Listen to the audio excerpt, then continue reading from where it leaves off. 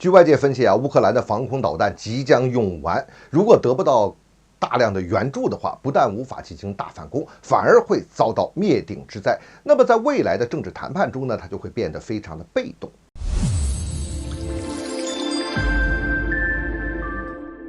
欢迎来到张斌观察，我是张斌。外界有关机构啊，就对俄乌冲突过程之中的空中态势做出了各种评估。那么评估的结果呢，就是到目前为止，乌克兰的空防是相当的危险，灭顶之灾可能就要到来了。因为乌克兰的空防系统啊，它的空防导弹主要是继承着以前俄罗斯的那些家底儿，它主要是用这个山毛榉还有 S-300。你别看这东西老，它确实从过去这1年多的作战过程中打出了还是不错的这个战绩啊。当然，它后来呢，俄乌冲突爆发之后啊，西方就援助了不少的防空武器，但主要就是单兵的，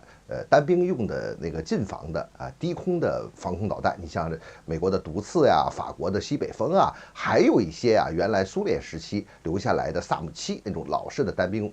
防空导弹。那相比之下呢，其主要作用呢，当然还是山毛榉还有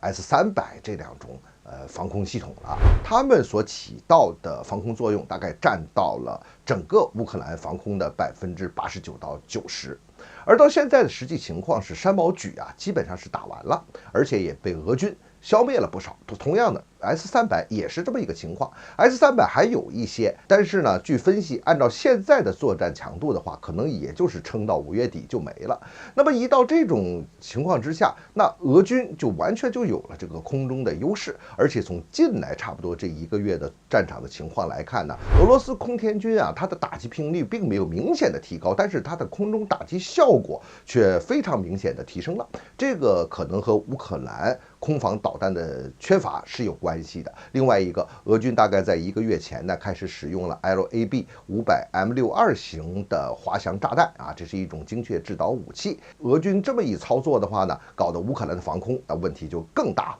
所以我们来看啊，乌克兰如果说现在想要反攻的话呀，它一定要有制空权，要有制空能力，那就大量的需要这种防空武器。第二一个，我们看这个乌克兰的库存已经都差不多了，而且前一段网上不是流行一个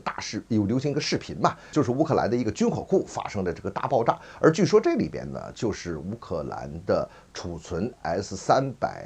这防空导弹的这么一个军火库，那就是被俄罗斯再这么一炸的话，那它就是雪上加霜的一个事情了。而现在乌克兰的军工也被俄罗斯打得差不多了，它自己的生产能力啊，肯定也是上不来，几乎就是0了嘛，所以就需要西方的大量的援助。那么作为西方，当然也是重点要援助这个防空武器了。你像一些自行高炮，像德国的猎豹自行高炮什么的，不也都进来了吗？但主要还是要这种现代的防空导弹系统。